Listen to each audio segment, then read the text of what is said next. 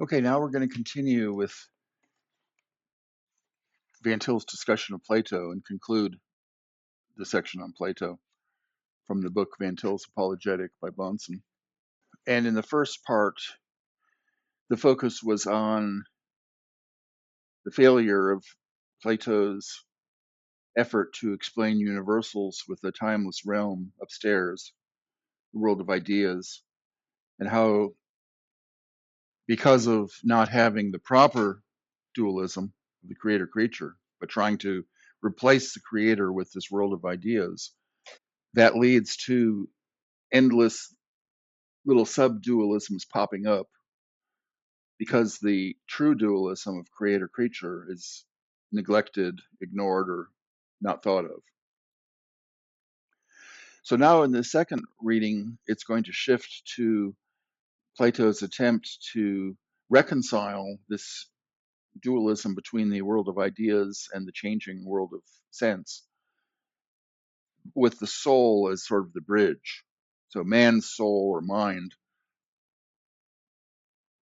is to be the bridge between these two realms. So we're going to look at how successful that attempt is. This continues the reading in the second paragraph of page 323. So Plato's chief argument is here that the soul partakes of the idea of life and therefore is immortal. Soul is in intimate relation with ideas, but is not itself an idea. Here we strike at the heart of the matter. The idea of life partakes of the general characteristics of all ideas, namely that it is eternal and self-existent. Now, of this idea of life, the soul is a concrete manifestation or particularization. The soul participates in the idea of life and is therefore underived, in which case the notion of change is taken right into the realm of ideas. So this is an interesting topic. He's kind of shifted gears to life, and Plato evidently saw life as itself being an idea, but yet it's necessary to say that the soul is alive, has life, and yet the soul is not an idea. And so somehow the soul, being alive, has to have grasped or incorporated that idea of life.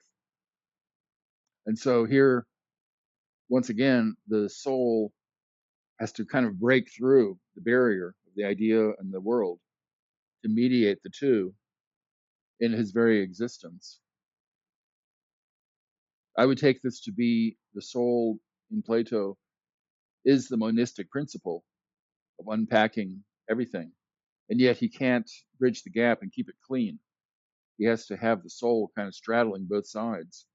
The soul becomes like God. Very insightful. In Plato's thought, man as such is, as it were, substituted for the second person in the Trinity, i.e., theanthropic, or on both sides, the divine and the creaturely. Man as ultimate is as God. Only it is he that appears in the temporal sphere and seems to be no different from God. What the Chalcedon Creed confesses about the Theanthropos identified with the person of Christ, Plato confesses about the Theanthropos identified with generic man. For Orthodox Christianity, it is Christ who somehow combines the eternal and the temporal into a close union without intermixture. In the case of Plato's thought, it is man who somehow combines the eternal and the temporal by way of admixture. Platonism does, and Christianity does not admit a final mystery in its system. Platonism, on the other hand, must maintain that the divine mind, as well as the human mind, is surrounded with a universe which neither of the two minds has penetrated or can penetrate. Hence, mystery exists equally for God and man. So this is extremely interesting.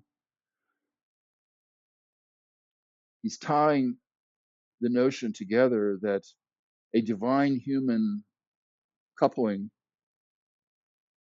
is almost apparently an inescapable concept. But for Plato, this is the coupling by man's soul by which he grasps the divine, the world of the ideas, and yet has his feet stuck in the clay. Being that monistic principle in this world of flux, the world itself is mysterious to this divine human soul. So it's both the origin of everything, of all knowledge and thought, and it's surrounded by mystery. While the Christian view of the God man is possible because the divine can take up his own creation into himself, and there's no mystery because he has interpenetrating knowledge of all things.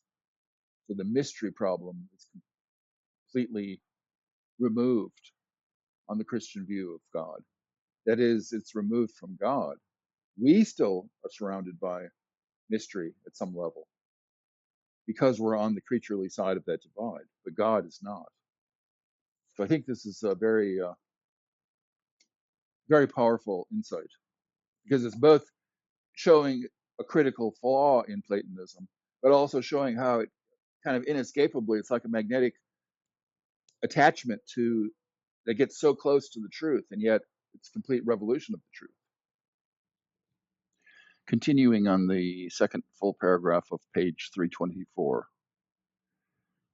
But now we are to observe carefully that, according to Plato, altogether different laws obtain in the eternal world of ideas than in the temporal world of sense.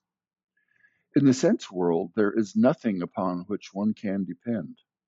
There is no telling but that things may turn into their very opposites. There is no underlying unity that controls and gives meaning to the diversity of the sense world. And of course, you might object, yes, there is, namely the world of ideas. But here the question is, how do these two come together? So the world of sense has no principle of unity within itself. And so then you can start using words like, well, it participates in the ideal world, and things like that. But what does that mean? How do you cash that out? So I think that's the point Van Til is making when he says that there's no principle of unity in the sense world. There is here an ultimate plurality without an equally ultimate unity. It was for this reason that there was no guarantee to be found in empirical reasoning for the immortality of the soul. But in the world of ideas, everything is different. There, nothing changes. There we seem to meet with an ultimate unity without an equally ultimate diversity. The soul which partakes of the nature of the idea of life also partakes of the nature of the unchangeability, which is characteristic of the idea of life as well as of all other ideas. Hence, things can never change into their opposites. More than that, things can never change at all. In the world of ideas, qualities are absolute. And here's the punchline. So here's man's soul, his mind and his soul, his his rational principle as well as his living principle. To which of these two worlds, then, does the soul really belong? Surely it cannot belong to both if the qualities of the ideal world are summed up in complete unchangeability, and the qualities of the sense world are summed up in complete changeability. On the other hand, it is equally certain that the soul must belong to both worlds, or there would be no unity in its thought. And here again, just to not to beat a dead horse, but with the biblical worldview, where you have this sharp distinction between the creator and the creature, where the creator is incomprehensible to man, but because he is the Lord and creator, he can make himself known to the creature, as well as make known his will and the nature of the universe and so forth. We solve the knowledge problem because God, as the Lord, is able to communicate that to us. And that's only the case because he's essentially incomprehensible to us. Whereas with Plato, there's this constant need. He senses that you need something ideal and more than the changing world. But in order for man's mind to be the governing arche and conclusion of the knowledge project, he needs to kind of keep breaking through here. But the minute he breaks through, then he leads to this incoherence. Van Til has highlighted. He must be both changeless and nothing but change, and so forth.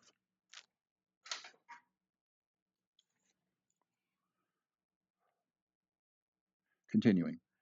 Plato would at one time conceive of the ideas as immovable, so that incarnation would be impossible. Then again, seeing that incarnation was a fact, notwithstanding its theoretical impossibility, he would hold that the eternal had entered into the temporal, so that there was no longer an essential difference between time and eternity. And again, using the term incarnation to explain the fact that we've somehow fallen from the world of ideas into this world of flux and change, and yet we still need to tap into the world of ideas. Hence, we're incarnated in this mysterious world of flux. So, again, as before, contrasting that with the Christian view of incarnation, which is not something that we do, it's something that God did in Jesus Christ. In the second place, Plato tried to find knowledge by seeking it in the ideal world alone. But this attempt, too, he recognized to be a failure. There was, to begin with, trouble in the heavenly realm itself. There seemed to be a fundamental and an underlying unity there in the idea of the good. That idea seemed to rule as king over all the other ideas. But the question was, by what right did the idea of good rule over all the others? Was it because the idea of the good was more ultimate? That was out of the question. The other ideas were just as ultimate and not at all derived from the idea of the good. That this is so can be noted from the fact that there were ideas of mud and hair and filth. That is, there were ideas of evil things as well as of good things. But since it was of the very nature of all ideas to be unchangeable and to oppose their opposites, it would certainly be intolerable to contemplate the idea of the good as bringing forth the idea of the bad. This proves conclusively that there was for Plato a fundamental diversity as well as fundamental unity in the world of ideas, and this would offhand seem to be all to the good, inasmuch as that is just what we are looking for in a true theory of knowledge. But the point is that this very fact that there was a fundamental evil as well as a fundamental good proves that there was really no underlying and controlling unity in the world of ideas after all.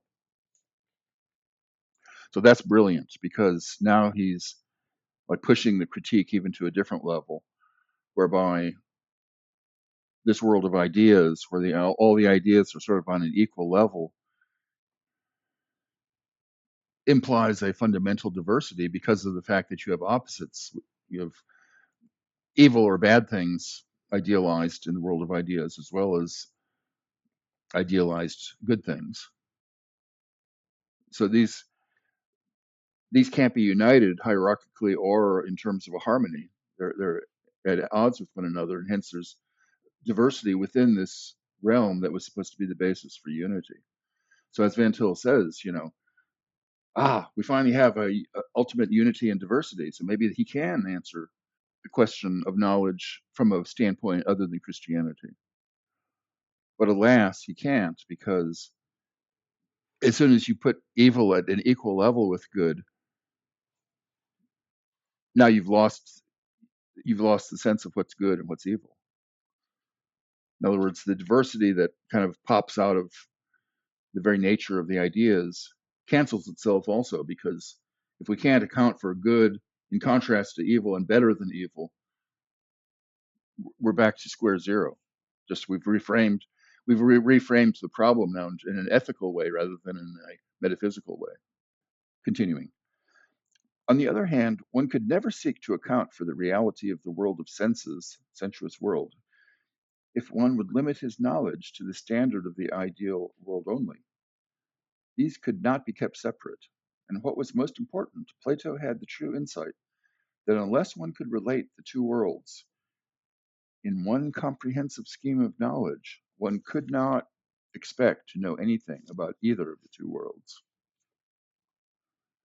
He felt that in the human soul, the two worlds were somehow united, and one would have to understand this union to understand either the soul itself or anything else. Our theory of knowledge needs to incorporate both the world that we live in, changeable flux, needs understanding of that, as well as of the unifying factors in the world of ideas.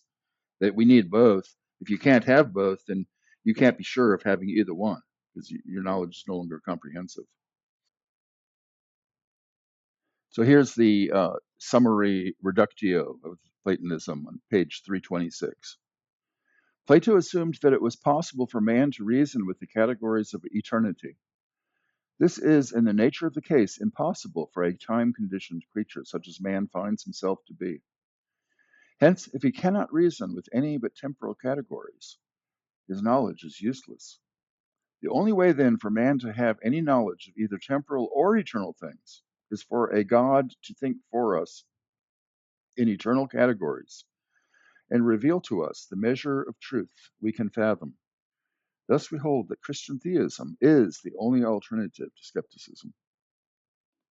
Continuing. In other words, the doctrine of ideas left the problem of the one and the many, and therefore that of creation, unsolved. If the ideal world was itself an ultimate plurality, it could be of no service in an attempt to explain the plurality of the world we live in. Still further, if the ideas were to be divided, there would be no end to this process. An idea would be required for every participation of an idea in a sensuous object, and this process would have to go on indefinitely. Thus, knowledge would be face to face with an infinite regression. And this is known as the third man problem in metaphysics. It's well known that the minute you have to add a relation between two universals to tie them together, now now you have a third thing that itself, if the two required a third thing, namely a relation to tie them together, now you need a fourth thing to tie the relation to each of the objects individually, and so forth. Bahnsen explains this in footnote 133. Bahnsen.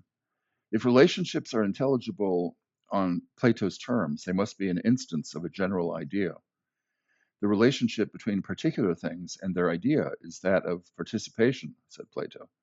Similarly, each participation must itself participate in an idea of participation, and that participation must in turn participate in its own idea of participation, and so on ad infinitum.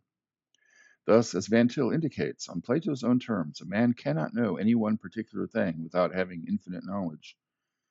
This is a reductio ad absurdum that confronts the variations of idealistic epistemology that appear throughout the history of philosophy. Continuing. In desperation, Plato asks himself whether we may then think that the ideas are no more than our thoughts, that is, only subjective. But he finds that this offers no escape.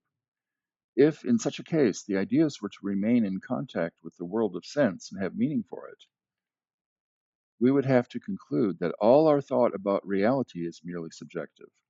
That is, that there is nothing more to reality than our subjective thought. Thus, knowledge would be reduced to an illusion. On the other hand, if ideas are no more than thoughts, we might think of them as not having penetrated or covered the whole of reality, in order thus to save ourselves from subjectivism. But in that case, there would be an area of reality totally unknown to anyone. And yet, this area might have some influence upon the reality that we seem to have knowledge of. Hence, we would not even have knowledge of that of which we thought we had knowledge. We would once more be face to face with an infinite regress. So, here the idea is that if we try to rescue the ideas as having an objectivity in subjectivity, in other words, they're subjective in us, but yet we rescue their objectivity by suggesting that there's like a further realm such that our ideas don't cover the totality. There's further ideas out there unknown to us that vouchsafe the um, objectivity of our knowledge, the universe in our minds, as well as having something more. In other words, to kind of reintroduce a bit of transcendence into the ideas so that they're beyond us. But then, as Van Til points out, uh, then those transcendent ideas that kind of are beyond our thinking, that give it its secure its objectivity, since they're unknown, we have no idea how they might influence our ideas and whether we're just off on the wrong foot altogether. In other words, if our ideas are confused because we lack that unknown element. So he calls it an infinite regress, another infinite regress, because then if we tried to rescue that part by saying there's yet another further part outside and so forth, an iteration out to infinity. But I think that you could even just make the criticism stick without the infinite regress by just pointing out that the minute you have this non-known area of the ideal world that's going to vouchsafe its objectivity, you no longer know how it vouchsafes our objectivity, and therefore we could be completely mistaken. So we'd be thrown back into skepticism again. He has in no way escaped these difficulties in his third position. Bahnsen explains the first, second, and third position in footnote 137 just abstractly, just the fact that scholars pick off a first and a second position, then replaced with the third position, but without describing what each of those entailed. The Neoplatonists demonstrated this fact when they tried to work out this Platonic principle with respect to the mediator. When they tried to find a mediator that was to be an intermixture between the unapproachable eternal and the temporal, they had to continue making more mediators all the time. All anti-theistic thought has to face the third man argument because all anti-theistic thought is based upon abstract reasoning.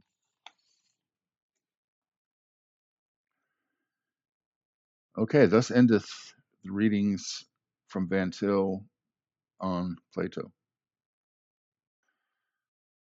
So, as I said at the beginning of the first section on Plato, there are no pure Platonists as far as I know. But I feel like there actually are a lot of Neoplatonists of various forms. In other words, people that are basically following in the same leitmotif, but have had to adapt here or there to address some of the obvious glaring holes in Plato's system.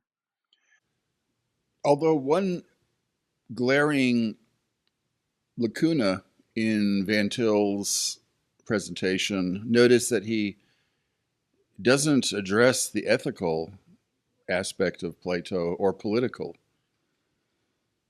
It's kind of a glaring hole once it hits you.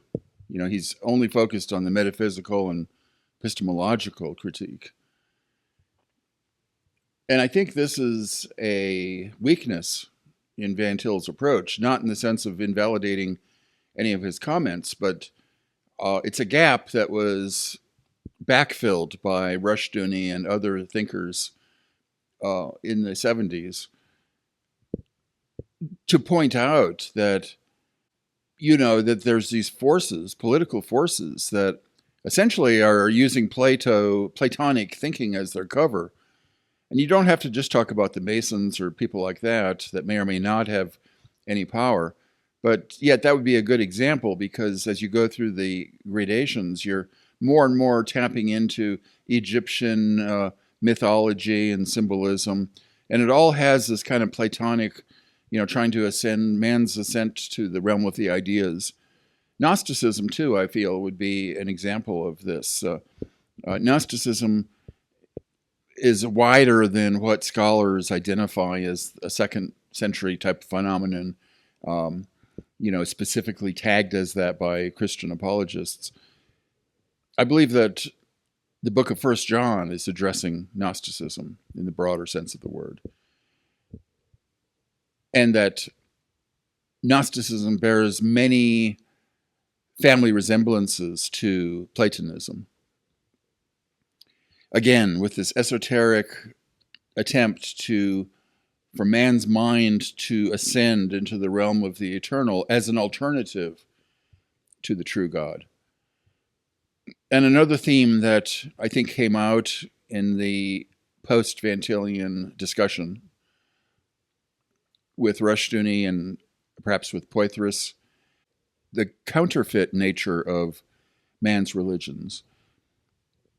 And you see that in the Neoplatonic forms, that it's having to ape many aspects of Christianity as a satanic way to subvert Christianity.